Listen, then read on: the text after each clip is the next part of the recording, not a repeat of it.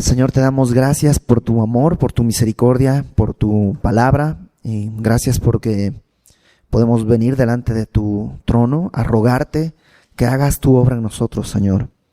Sabemos que solamente tú eres nuestra esperanza. No tenemos a nadie donde ir, Señor, a ningún lugar, a ninguna persona. Solamente tú tienes palabras de vida eterna y venimos, Señor, como criaturas redimidas delante de ti, como hijos tuyos, a rogarle a su Padre. Señor, extiende tu mano sobre nosotros, enséñanos, dirígenos, exhórtanos y transfórmanos para la gloria de tu nombre, Señor. Y te lo pedimos todo esto en el nombre de Jesucristo. Amén. Ruth capítulo 3. Estamos en esta historia.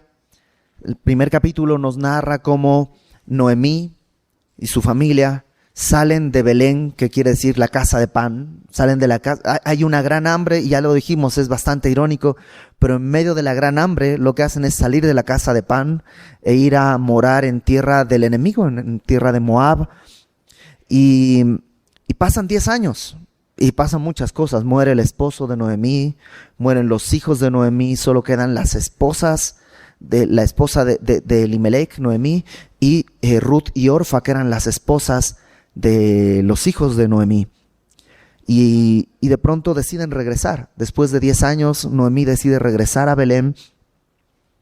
Y el capítulo 1 nos habla de eso, ¿no? De esta decisión, este llamado a regresar a la casa de pan. También dijimos que vemos claramente prefigurado a Noemí como un tipo de Israel, Ruth un tipo de la iglesia gentil, una iglesia que no era el pueblo de Dios, que éramos ajenos a la vida de Dios, pero que por el tropiezo de Israel, como dice Pablo en Romanos 11, porque Israel tropezó, nosotros hemos recibido esa bendición.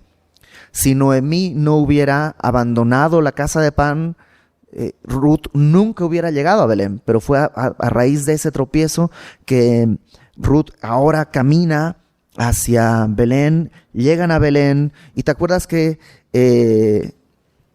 Noemí estaba un poco amargada. De hecho, Noemí quiere decir placentera, y al final del capítulo 1 se cambia el nombre, dice: no me llamen Noemí, llámenme Mara, que quiere decir amarga. Y así empieza el capítulo 2, y en el capítulo 2 vemos a Ruth yendo a trabajar. Hay problemas de dinero, hay problemas de hambre, y Ruth decide salir a trabajar, y vimos que hay una serie de casualidades que se dan, ¿te acuerdas? Casualmente va a trabajar, y justo en la tierra de Booz. Y casualmente Booz viene de la ciudad. Y casualmente, y vienen todas las casualidades, y al final del día, Ruth encuentra gracia delante de Booz. Y no solo para ese día, sino que Booz le dice: quédate acá y trabaja hasta el fin del tiempo de la siega. Y ahí lo dejamos. Ruth trabajando hasta que acabó la siega de la cebada y la del trigo, nos dice en el versículo 23 del capítulo 2. Y en el capítulo 3 vamos a ver ahora sí ya el nudo de la historia, ¿no? Toda historia tiene un principio, un nudo y un desenlace. El nudo de la historia está en el capítulo 3, el desenlace va a estar en el capítulo 4. Y pues vamos a comenzar a estudiarlo. Dice el capítulo 3. ¿Después de qué? Después de que pasó el tiempo de la siega de la cebada y del trigo. Cuando terminó todo eso, estamos hablando de varios meses en los que Ruth estuvo yendo todos los días. ¿Te acuerdas cómo iba? Muy temprano, no descansaba, nada más un ratito, y luego en la tarde se iba a su casa. Estuvo todos los días yendo a recoger espigas, a recoger grano a los campos de Booz por meses. Ya terminó esa etapa, ahora viene el tiempo después de la siega, después de espigar, viene el tiempo de la era. Y ahorita vamos a ver. Después le dijo su suegra Noemí a Ruth, obviamente: hija mía, ¿no he de buscar hogar para ti para que te vaya bien? La palabra hogar es muy interesante porque está hablando de... Es una palabra muy amplia. Tendrías que traducirlo algo así como: no hallaré para ti un hogar donde puedas descansar.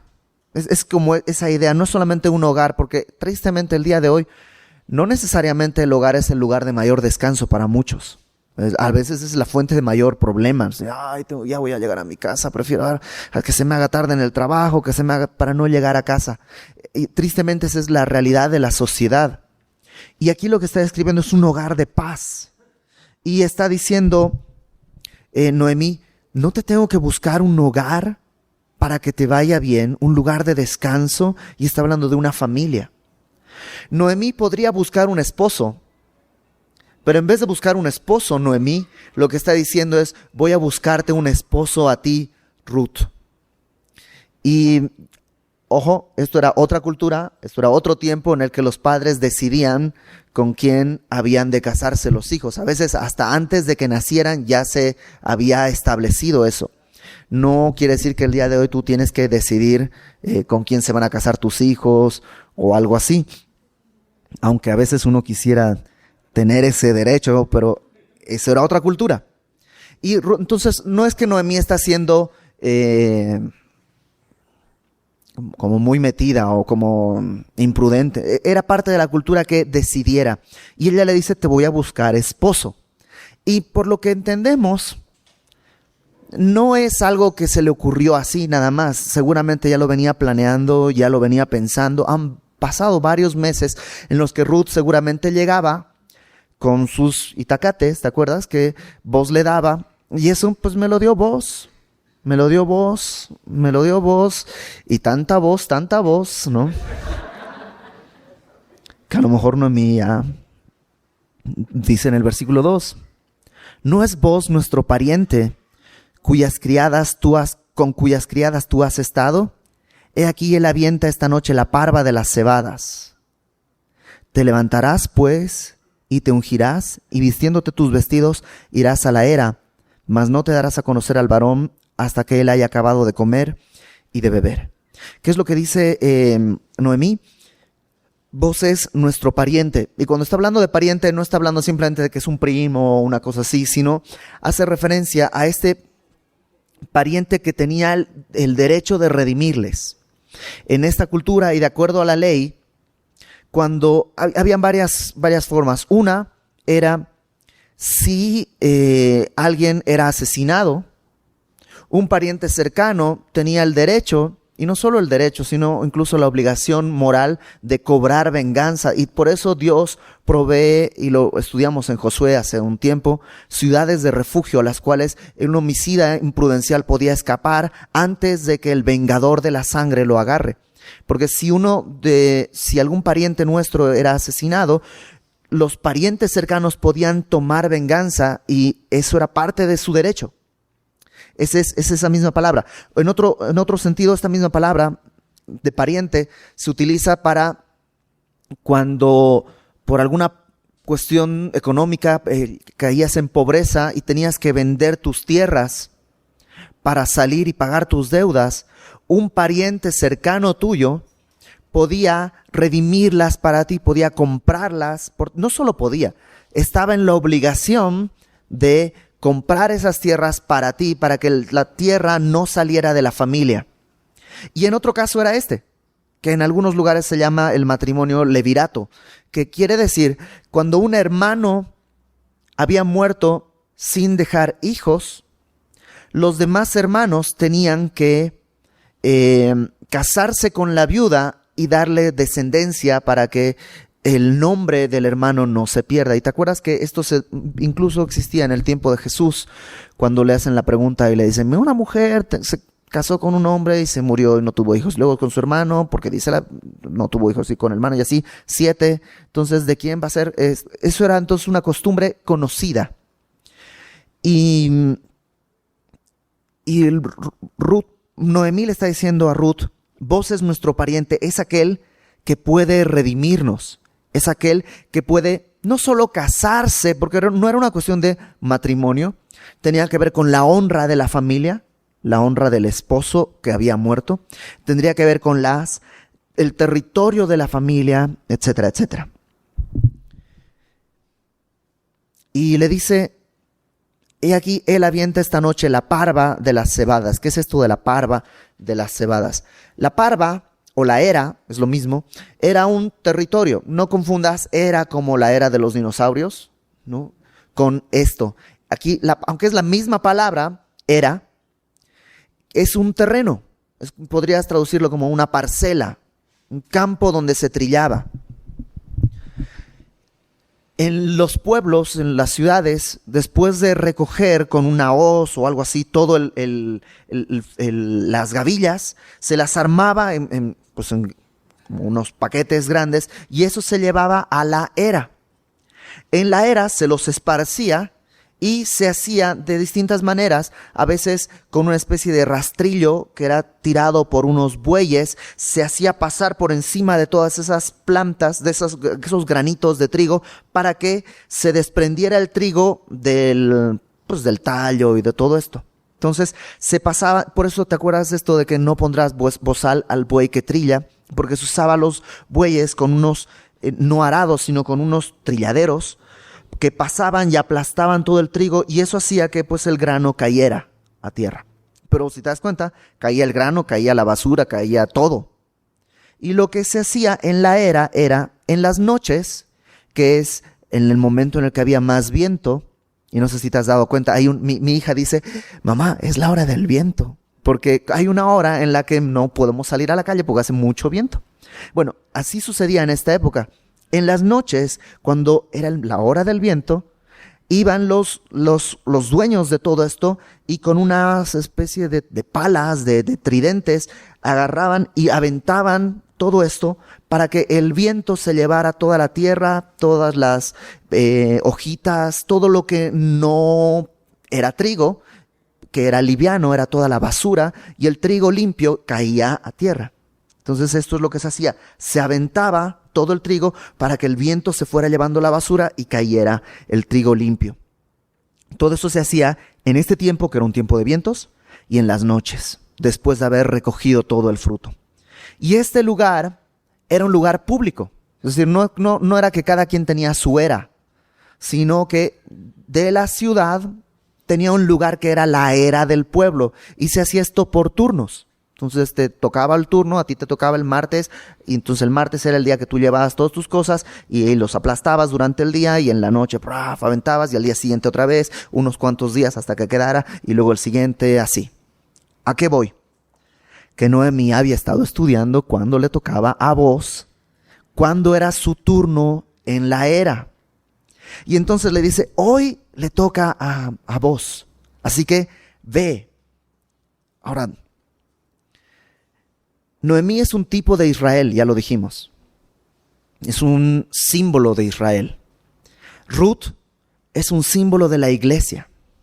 Y aquí podemos ver algunas cosas en las que la iglesia debe perseverar y la iglesia debe permanecer y la iglesia debe hacer. ¿Qué es lo que la iglesia tiene que hacer? ¿Qué es lo que le dice en el versículo 3? Te lavarás, pues. Número 2, te ungirás. Y número 3, vistiendo tus vestidos, irás a la era. Y este es un llamado a nosotros. Número 1, alabarnos. Alabarnos. Y la palabra de Dios una y otra vez hace referencia a esto. ¿Te acuerdas cuando están en el aposento y Jesús empieza a lavar los pies a los discípulos? Y Pedro dice, no me lavarás. Y Jesús le dice, no, si no te lavo, no tendrás parte conmigo. Entonces Pedro le dice, no, lávame todo, la cabeza, las orejas, todo, lávame. Y Jesús le dice, no, ustedes ya han sido lavados. Solo necesitan lavarse los pies. Y es verdad, tú y yo ya somos salvos. Tú y yo ya tenemos nuestro pasaje, nuestro boleto comprado hasta el cielo. Pero necesitamos lavarnos todos los días. Todos los días caminamos en un mundo que se nos pega. Y necesitamos lavarnos. ¿Cómo nos lavamos? Con el agua de la palabra. Y esto habla de que la iglesia está llamada a esto, a permanecer en la palabra, para ser limpios. Y un 2 Corintios capítulo 7, por ponerte uno de los muchos pasajes que hablan al respecto. 2 Corintios 7:1 dice: así que, amados, puesto que tenemos tales promesas, limpiémonos de toda contaminación de carne y de espíritu, perfeccionando la santidad en el temor de Dios. Y este es un llamado a creyentes. Los creyentes tenemos que limpiarnos de toda contaminación de carne y de espíritu, perfeccionando la santidad o completando la santidad, porque la santidad tiene dos etapas, por decirlo así. Una que nos ha sido dada desde el momento en que creímos. Somos santos, somos apartados para el Señor. Pero tiene otra faceta, que es un proceso. A medida que vamos caminando, debemos ir creciendo en santidad para con Dios. Ese es un llamado. Entonces, número 1, lavarnos. Número 2 dice, te ungirás. Y la unción habla definitivamente del Espíritu Santo. Y el Espíritu Santo es algo que se pide. Jesús dijo, si ustedes que son malos saben dar buenas dádivas a sus hijos, ¿cuánto más el Padre? ¿Cómo el Padre no dará el Espíritu a quien lo necesite? No dice a quien lo necesite, a quien se lo pida. Y muchas veces tú y yo estamos batallando y estamos caminando en nuestras fuerzas simplemente por no pedir el Espíritu. Y el Espíritu es algo que necesitamos todos los días. La llenura del Espíritu Santo no es una experiencia en el pasado. No es, fuiste lleno del Espíritu Santo, sí, en 1976, cuando nunca... Ok, qué chido para 1976. ¿Y el día de hoy qué? El día de hoy necesitas el Espíritu tanto como en 1976. Es algo que necesitamos pedir todos los días. ¿No es acaso Jesucristo nuestro esposo? ¿Y cómo te presentarías delante de tu esposo? Lavado, perfumado. Y luego que dice, vistiéndote tus vestidos.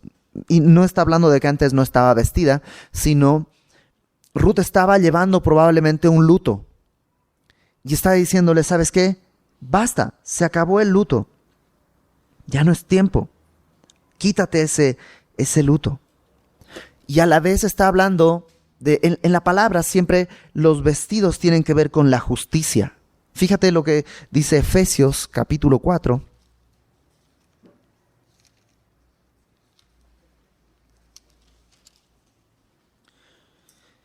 Versículo 22. Efesios 4:22. En cuanto a la pasada manera de vivir, despojaos del viejo hombre que está viciado conforme a los deseos engañosos, y renovaos en el espíritu de vuestra mente, y vestíos del nuevo hombre creado según Dios en la justicia y santidad de la verdad. Si te das cuenta, hay tres cosas que nos está diciendo Pablo ahí. Número 1, despojarse. Número 2, renovar mi mente. Y número 3, vestirme del nuevo hombre. ¿Y sabes qué? Es lógico. ¿Cómo haces tú para bañarte?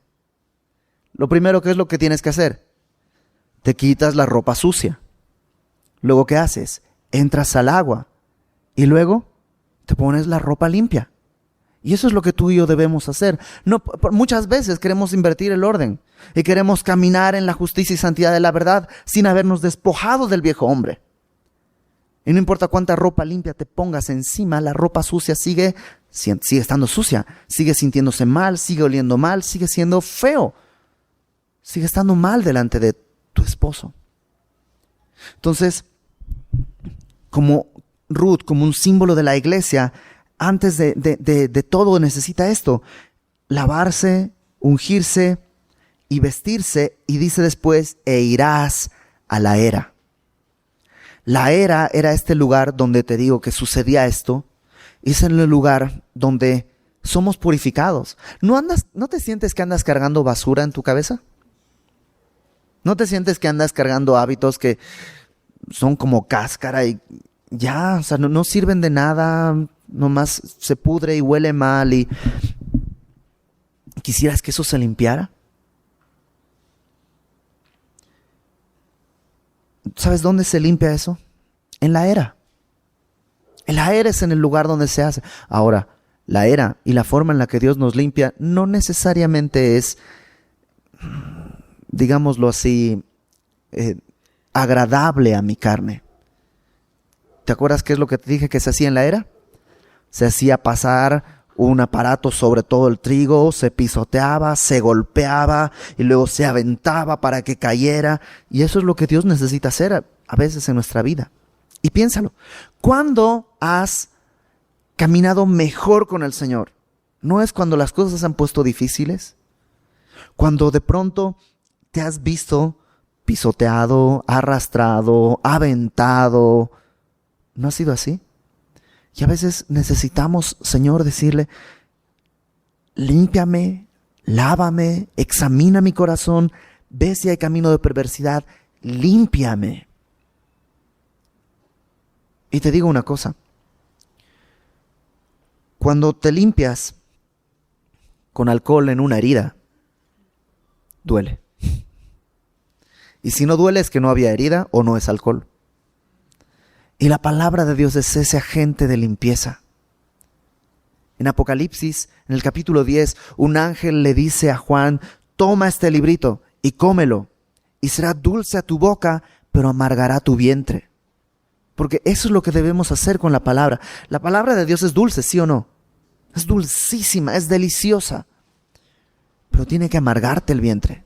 O sea, si tú nada más comes y dices, ay, qué bonita la palabra, ay, qué bonita la palabra, ay, qué bonita la palabra, pero no hay un punto en el que tú dices, ay, qué terrible que soy, cuánto le fallo a Dios. O sea, si solo es dulce, dulce, dulce, pero no llegas al punto en el que te duele la realidad de lo que estás viendo, es como un chicle.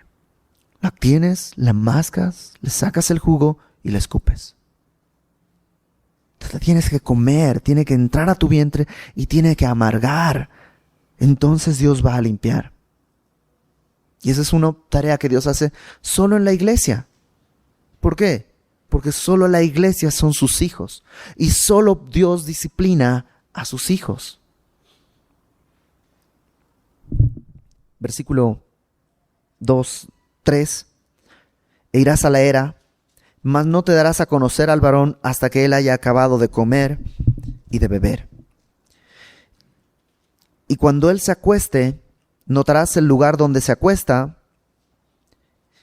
y ten en cuenta que es de noche, no hay linternas o algo así, o sea, ella tiene que ver dónde está, dónde se acuesta, marcar el lugar, saber dónde es, porque pues obviamente si se equivoca, de hombre va a ser terrible. Y no hay forma de saberlo, está todo oscuro. Entonces tiene que marcar el lugar, dice, e irás, descubrirás sus pies. Cuando habla de descubrir sus pies, habla de quitar el manto que está cubriéndole la parte de sus pies. Te acostarás allí y él te dirá lo que hayas de hacer. Entonces, lo que hace es darle las instrucciones de qué es lo que debe hacer. Y me encanta también porque tú y yo hemos sido instruidos de cómo acercarnos a Dios. O sea, la iglesia no puede acercarse a Dios como quiera. Sí, la puerta está abierta, pero Dios sigue siendo Dios y yo sigo siendo yo. Y Él sigue estando en el cielo y yo sigo estando en la tierra. Incluso para adorarle, Jesucristo dijo que ¿cómo hay que adorarle? En espíritu y en verdad. En espíritu es lo contrario de adorar en la carne. Adorar en la carne es adorar en mis fuerzas, adorar con motivos carnales, para que me vean, para lo que sea. Y la adoración debe ser en espíritu, esa es la forma en la que debo acercarme. Y en verdad quiere decir de acuerdo a la palabra, a como Él lo ha dictaminado. No, pues a mí me late adorarle de esta manera, qué chido. Pero Dios ha establecido cómo debe ser adorado. De hecho, en Hebreos, capítulo 10.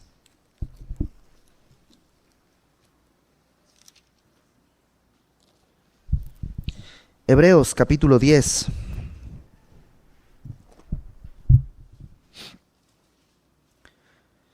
Versículo 19.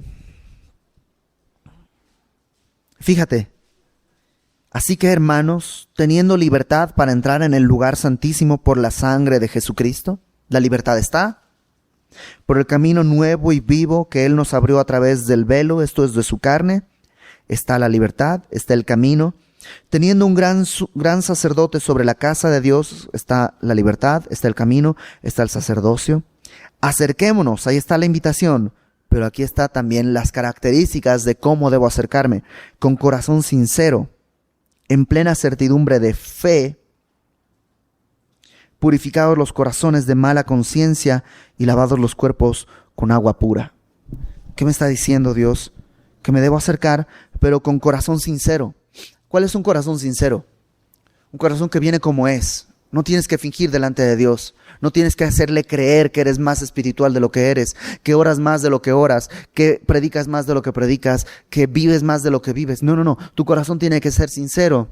Y si somos sinceros, el resultado siempre es el mismo: acercarnos totalmente humillados delante de Dios. Porque ninguno de nosotros ora lo suficiente, predica lo suficiente, sabe lo suficiente. Ninguno de nosotros hace lo suficiente. Solo Cristo hizo la obra en la que el Padre dice: en Él estoy complacido. Este es mi Hijo amado, en Él tengo complacencia. Solo en Cristo. Y en el momento en que mi corazón empieza a dejar de ser sincero, bueno, ya puedo acercarme con más confianza porque oré toda la semana. Llevo un mes sin perderme ni un devocional. Mi corazón está siendo engañoso. El corazón sincero es reconocer quién soy. Con corazón sincero, versículo 22 dice: en plena certidumbre de fe. Esto quiere decir sabiendo quién es Él. Purificados. ¿Has oído eso de que es que no me atrevo a acercarme a Dios porque he pecado mucho? No hay mayor hipocresía que esa. Porque es una falsa humildad. Porque Dios está extendiendo su mano. Dios está extendiendo su mano. Certidumbre de fe. ¿Fe en qué? Que su sacrificio fue suficiente. Dudar es que no sé si me va a recibir. Estoy diciendo, es que el sacrificio de Cristo no sé si fue suficiente. Y no he vivido con lo que le falta para poder cubrirlo. Certidumbre de fe en la obra de Dios. Purificados los corazones de mala conciencia y lavados los cuerpos con agua pura. Alguien dice por ahí que una mala conciencia simplemente es un síntoma de una mala memoria. Una buena conciencia es un síntoma de mala memoria. Pero en Cristo podemos tener una buena conciencia. En Cristo podemos tener una conciencia tranquila. ¿Cómo? ¿Dejando de pecar? No, eso es imposible. Dios proveyó una salida para cuando pecamos. ¿Cuál es? Si confesamos nuestros pecados a Dios, Él es fiel y justo para perdonar nuestros pecados y limpiarnos de toda maldad. ¿Y qué requiere para que yo confiese mis pecados a Dios? Un corazón sincero. Una certidumbre de fe, de que Él es fiel y justo. No depende de mi fidelidad, depende de su fidelidad. Y lavado con agua pura en la palabra. Entonces, Noemí le dice qué es lo que tiene que hacer a Ruth y le dice cómo hacer, le da instrucciones de cómo acercarse. Y si eres suegra, este es tu versículo favorito por el que tienes que orar. Ella respondió: haré todo lo que tú me mandes, ¿no? Ese es el anhelo de toda suegra. Ahora, Noemí no está diciendo lo voy a pensar. Noemí está diciendo lo voy a hacer. Y lo hace. Y qué importante es la obediencia también para la iglesia. Versículo 6. Entonces, dice, descendió pues a la era e hizo todo lo que su suegra le había mandado. Y cuando Booz hubo comido y bebido y su corazón estuvo contento, y no está diciendo que estaba borracho, simplemente un tiempo en la era quería decir que hubo una buena cosecha. Y eso es lo que está diciendo. Booz estaba contento, se retiró a dormir a un lado del montón. ¿Por qué se iban a dormir a un lado del montón? Porque eso es al aire libre. Y para evitar que sea robado, para que alguien se lleve parte, se dormía ahí mismo. Y te das cuenta que Booz lo presentamos como un hombre valeroso, es un hombre adinerado, pero ahí está él, trabajando y chambeando como cualquier otro. Versículo 7. Entonces ella vino calladamente y le descubrió los pies y se acostó. Y aconteció que en la medianoche se estremeció aquel hombre y se volvió, o sea, se incorporó. Y he aquí una mujer estaba acostada a sus pies. ¿Te imaginas la escena? Estás dormido y despiertas y de pronto sientes algo ahí. ¿Qué es? ¿No? Pronto te levantas. Aparte estás en el campo. Es de noche, está oscuro. Bueno, nos regalaron una perrita. Yo nunca en mi vida yo había tenido perros dentro de casa. En Bolivia siempre hemos tenido perros. 2 perros, una tortuga, 2 gatos, un loro. Y hay changos en el patio ahí que viven, ¿no? Entre los árboles. Entonces los perros vivían pues ahí en el patio, ¿no? Entonces nunca he sacado a pasear perros. Nunca tuve que enseñarles nada. Ellas todos solitos como su instinto se los manda. Pero ahora que nos regalaron esta perrita, pues vive en el departamento en que vivimos nosotros y hay que sacarla a la mañanita y todo este asunto. Y la primera noche que pasó en casa, ahí me tienes yo dormido bien a gusto, cuando de pronto a medianoche me estremecí y me volví y he aquí Candy estaba acostada ahí en la cama y fue espantoso. Y yo estoy en mi casa. Ahora imagínate lo que le pasó a vos, que de pronto dijo, ¿qué es esto? Y no. Tú ya sabes la historia. Se van a casar, vos y Ruth. ¿Te imaginas años después las conversaciones y te acuerdas cómo gritaste cuando me puse ahí? No, yo no grité, ¿cómo crees? De hecho, pensé que podría lastimarte, o no sé. Bueno, ahora, esta escena no es una escena de tipo sexual. No hay nada que haga pensar que de alguna manera, por decirlo así, perdón que utilice esta frase, digamos, Ruth se le estaba ofreciendo sexualmente a vos. No tiene nada que ver. Simplemente es una forma en la que Ruth está solicitándole algo. Y ahorita vamos a ver, versículo 9, él le dijo, ¿quién eres? Y ella respondió, yo soy Ruth, tu sierva. Extiende el borde de tu capa sobre tu sierva por cuanto eres pariente cercano. Y entonces era claro esto. Lo que le está pidiendo es extiende el borde de tu capa. Y esta frase, el borde de tu capa, también se puede traducir como alas. ¿Te acuerdas que le dijo, has venido a refugiarte bajo las alas del Dios de Israel? Le dijo vos. Ahora ella está diciéndole, extiende tus alas también sobre mí. Cúbreme. Y esto era definitivamente una solicitud de pertenencia. Te quiero pertenecer porque eres pariente cercano. Y vos entendió perfectamente de qué estaba hablando Ruth, porque él sabía que él tenía el derecho de redimirla. Pero vamos a ver ahorita las razones por las cuales probablemente él no lo había intentado antes. Y Ruth viene y le dice, pon tu capa. Acompáñame por favor rápidamente a Ezequiel capítulo 16. Para que veamos esta escena igual en otro pasaje. Ezequiel 16, versículo 8. Ezequiel está narrando a Dios como si fuera un hombre y a Israel como si fuese una niña que primero encontró y luego la encontró ya como una mujer. Ezequiel 16, versículo 8, es este encuentro de Dios encontrándose con Israel como si fuese una mujer.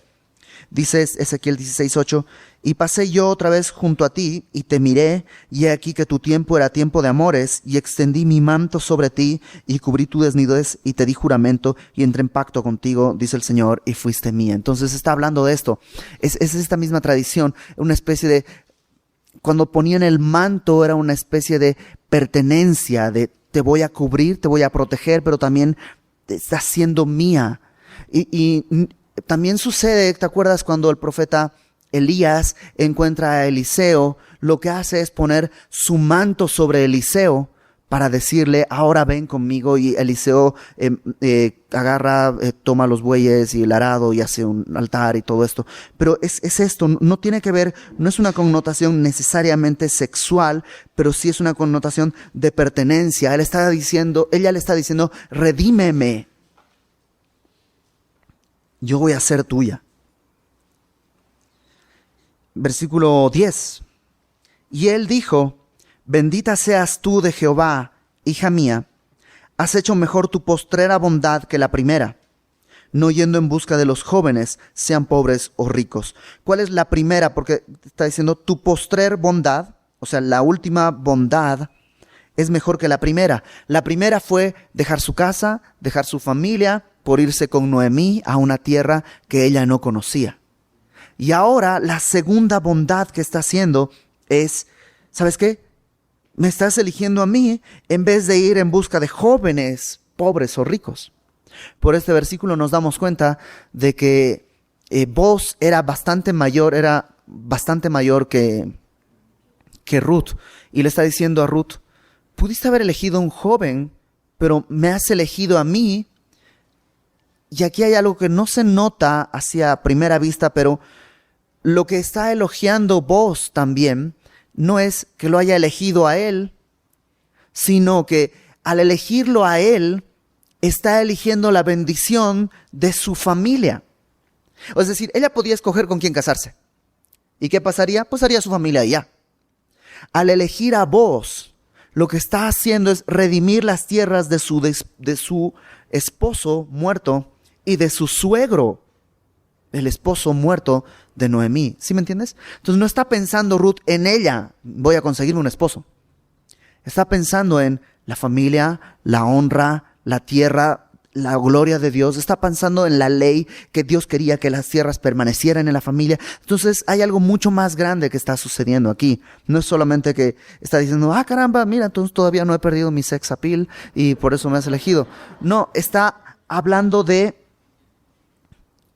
estás tomando una decisión y gloria a Dios. De hecho, la palabra bondad, que le dice, has hecho tu postrer bondad, es una palabra muy amplia.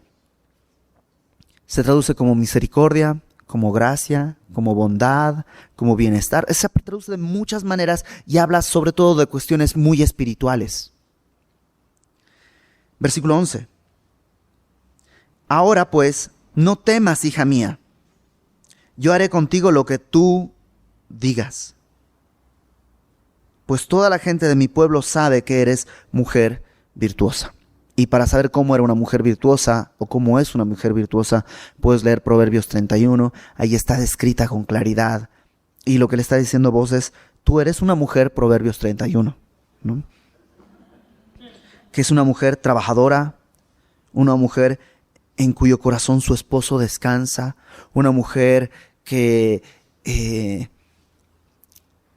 cuida a su familia, una mujer en cierto sentido igual, trabajadora en sentido laboral. Y le dice, eres una mujer virtuosa. Versículo 12. Aquí viene la escena de que comienza el drama, porque hasta aquí todo va bonito, ¿sí o no? Ruth llega al campo de Boaz por casualidad, Boaz la ve, de pronto ahora se da el tiempo de la siega, va, Boaz no se saca de onda, sino le dice, claro que sí. Pero aquí viene el versículo 12. Y ahora, aunque es cierto que soy pariente cercano, con todo eso hay pariente más cercano que yo. O sea, hay otro que está en la fila antes de mí para poder redimirte.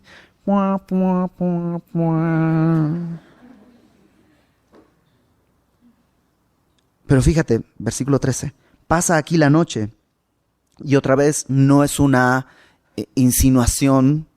Simplemente le está diciendo, está protegiéndola porque es de noche para salir a caminar. En segundo lugar, está protegiendo su honra para que no la encuentren por ahí y digan, sospechen o digan algo. Pasa aquí la noche y cuando sea de día, si él te redimiere, bien, redímate. Si él no te quisiere redimir, yo te redimiré, vive Jehová. Descansa pues hasta la mañana. Y después que durmió a sus pies hasta la mañana, se levantó antes que los hombres pudieran reconocerse unos a otros, porque él le dijo, no se sepa que vino mujer a la era. Entonces la está cuidando para que no haya chismes ni cosas raras sobre la honra de Ruth. Entre paréntesis, si eres soltero o si eres soltera, tu futuro esposo va a buscar esto. Va a buscar cuidarte, va a buscar no solo cuidarte de las cosas que haga, sino también cuidarte de las cosas que se puedan decir de ti. Va a cuidar no solo tu integridad, sino tu honra y tu honor. Jamás va a llevarte a un lugar, a proponerte algo, a incitarte a algo que, aunque esté neutral, no digamos bien, no digamos mal, neutral, pueda dar lugar a que alguien piense mal. No, tu esposo o tu esposa no permitiría esto. Porque eso es el amor. El amor no busca lo suyo, el amor no hace nada indebido. Cierro paréntesis. Dice, versículo 15. Y después le dijo, quítate el manto que traes sobre ti y tenlo. Tenlo en el sentido de extenderlo. Y teniéndolo ella, él midió 6 medidas de cebada. No se nos dice qué tipo de medida. No hay forma alguna de saber cuánto de cebada le dio. Dice 6 medidas. Es como una medida podía ser un homer, podía ser un efa, podía ser muchas cosas. Entonces no hay forma de saber cuánto le dio. Podría ir desde 20 kilos hasta 200 kilos que le dio. Evidentemente no fueron 200 kilos, no tendría sentido. Pero sí le da 6 medidas de cebada. Se las puso encima, probablemente así como las hizo un bultito y le ayudó a ponérselas para que las cargara en el hombro o en la cabeza. Y ella se fue a la ciudad. Algunas traducciones vas a leer que dicen, y él se fue a la ciudad. Es porque en el texto hebreo no está claro. Entonces, el que está traduciendo tiene que decidir básicamente, pues, por contexto si es él o es ella. Pero no importa porque de todos modos los dos van a la ciudad, no al mismo tiempo, pero van. Versículo 16. Y cuando llegó donde estaba su suegra, ésta le dijo, ¿qué hay, hija mía? O sea, le pregunta, ¿qué pasó? En algunas versiones vas a encontrar que la pregunta es, ¿quién eres, hija mía?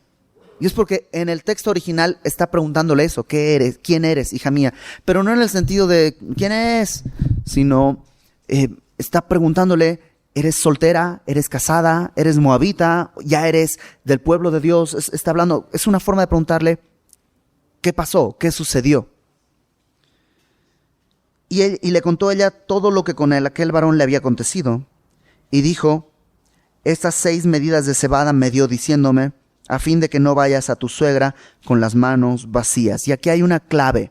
Él está dando estas 6 medidas de cebada para Noemí. Ruth es moabita, ella no conoce las tradiciones de Israel.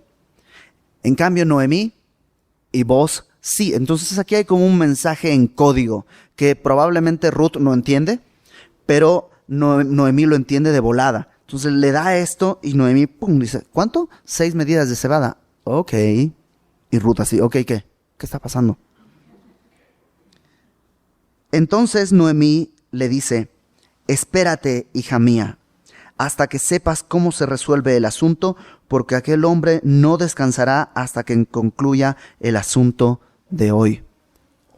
¿Y todo eso lo sacas de 6 medidas de cebada? ¿Cómo sabes que no va a descansar hasta que concluya todo? Porque son 6 medidas de cebada. Y en la mentalidad judía, el 7 es el número completo y el 6 es el número incompleto. Es el número del hombre. Es el número... ¿por qué crees que el anticristo va a ser 666? Es la plenitud de la carnalidad. Entonces no le envía 7 cebadas, sino le envía 6, y Noemí entiende, ¿sabes qué? No va a descansar hasta que haya entregado la 7ª, porque solo en el 7º día Dios descansó. Y él no va a descansar hasta que venga ese tiempo. Y si te das cuenta, empezó el capítulo cuando Noemí le dice, voy a buscar un lugar de descanso para ti. Y termina diciendo, Él no va a descansar hasta que esto se haya completado. Ahora, creo que podemos vernos reflejados claramente aquí. No solo con esta forma de acercarnos al Señor, lavados, ungidos y vestidos en su justicia, no en nuestras obras. No solamente al que estamos llamados a obedecer la forma en la que Dios quiere que nos acerquemos a Él. También estamos llamados a ir a la era. La era es este lugar donde Dios puede tratar con nosotros, donde Dios puede limpiarnos. Y ¿no te encanta que en ese tiempo, en los tiempos difíciles, donde Dios está limpiando tu vida, donde Dios está limpiando tu corazón, donde Dios está limpiando en una limpieza que no necesariamente es fácil o sencilla, puede ser dolorosa, pero ¿dónde está Ruth en la era? A los pies de Booz. Y es el lugar donde nosotros encontramos y contemplamos más claramente a Jesucristo. Cuando dejamos que Él nos limpie y nos ponemos a sus pies. Así lo vemos mejor. Por otro lado, proféticamente hablando, habla del tiempo en el que... ¿Te acuerdas cuando Juan el Bautista está hablando acerca de el Cordero de Dios que quita el pecado del mundo y que yo no soy digno de desatar la correa de su calzado? Y dice, el aventador está en su mano y limpiará su era. Y va a haber un tiempo en el que el Señor va a regresar y va a limpiar este tiempo, este mundo. Y va a sacar el trigo a un lado, la cizaña al otro lado, y va a separar. Y el aventador ya está listo para esto. Y cuando esto suceda, ¿dónde estará la iglesia? Debajo del manto, cubiertos, protegidos en el cielo con Él. La iglesia no va a pasar la tribulación, el tiempo en el que Dios va a juzgar al mundo para dividir, para sacar, para aventar, ver dónde está el fruto, cuál es la basura. La iglesia va a estar en el cielo, habiendo sido arrebatada para estar con Él para siempre. Y una cosa más. A veces tú y yo nos quedamos en el capítulo 2 de Ruth. Sí, uno que es padre el capítulo 2. La provisión de Dios, la dirección de Dios, ahí soltándonos granos y poco a poco. Y la superabundante gentileza de Dios al darnos y darnos y darnos. ¿Te acuerdas? Ella trabaja, obtiene, luego se sienta, le da agua, le da alimento, le da protección. ¿Te acuerdas todo eso? Y tú y yo a veces decimos, eso es lo que quiero, protección, alimento, dirección. Pero tenemos que llegar al capítulo 3 en el que Él deja de ser nuestro proveedor, nuestro protector. Y el anhelo nuestro es que sea nuestro esposo. Es muy distinto. Incluye todo lo demás. Pero no es solo lo demás. Y perdón que utilice esto, pues muy gráfico, puede ser a lo mejor jocoso, pero no encontré otra ilustración. Yo le compro de comer a mi perrita. Le doy agua, la lavo, la saco a pasear, la cuido, la disciplino, pero ¿sabes qué? No es mi esposa. No es mi esposa. Y hay una diferencia abismal entre uno y otro. Es una diferencia enorme. Y tú y yo a veces queremos esto, solamente las cosas de Dios, en vez de anhelar a Jesucristo. Marcos Vidal dice, no quiero ser de los 5,000 que recogen los pedazos, prefiero ser de los 12 que... ¿Cómo va? Ay, se me fue la canción, pero bueno. Que disfrutan el milagro. No importa. Lo importante es esto. La bendición de Dios está siempre. Él hace salir su sol sobre justos e injustos. Pero ¿quién quiere estar con Él? O sea, ¿realmente has pasado de anhelar lo que Él tiene a anhelarlo a Él? ¿Has pasado de anhelar lo que Él da a anhelarlo a Él, a decirle: aquí estoy, pon tu manto sobre mí, soy tuyo, te pertenezco, no importa nada. Me pueden ofrecer más hombres más jóvenes, más ricos, no me importa, yo quiero una cosa: estar contigo. Y creo que ese es el llamado que tú y yo estamos recibiendo. No solo a buscar lo que Él da, sino a buscarlo a Él. Y créeme, cuando lo buscamos a Él, recibimos todo lo que Él nos da. Y las bendiciones cobran otro color. Y no te estoy diciendo que nos vamos a hacer millonarios, porque sería enfocarnos en lo que nos da. Pero esa sopa de frijoles o lo que sea, va a saber a gloria porque viene de nuestro esposo. Es mucho mejor, es mucho más glorioso. Y una cosa más, Él es glorificado en nuestras vidas. Y esa es la meta. Entonces, si has estado en el capítulo 2 de Ruth, pasa al capítulo 3. Puede ser difícil, es la era. Puede ser agitado, pero pues si Él por nosotros, ¿quién contra nosotros? ¿Quién nos separará del amor del Señor? Vamos a orar. Señor, te damos gracias porque, Padre, tú sabes que no éramos tu pueblo. Como Ruth, Señor, éramos extranjeros, éramos ajenos. Y en tu misericordia nos has llevado hasta tu tierra. Y has extendido tu manto sobre nosotros. Y tú, Señor, cobraste cuerpo, tuviste carne humana, te hiciste hombre para poder ser este pariente de la humanidad que podía redimirnos, que podía rescatarnos pagando el precio con tu propia sangre. Estábamos sin esperanza y el día de hoy tú nos ofreces tu reino, nos ofreces tu familia, nos ofreces ser tu esposa. Que nuestro corazón, Señor Jesús, si se ha endurecido el día de hoy, tú lo rompas. Si nuestro corazón se ha enfriado, Señor, que el día de hoy tú lo enciendas. No por las cosas que nos das, sino por ti, aunque no recibamos nada. Que podamos decir, Señor, ¿a quién tengo en los cielos sino a ti? Y fuera de ti, nada deseo aquí en la tierra. Lávanos, Señor, con tu palabra.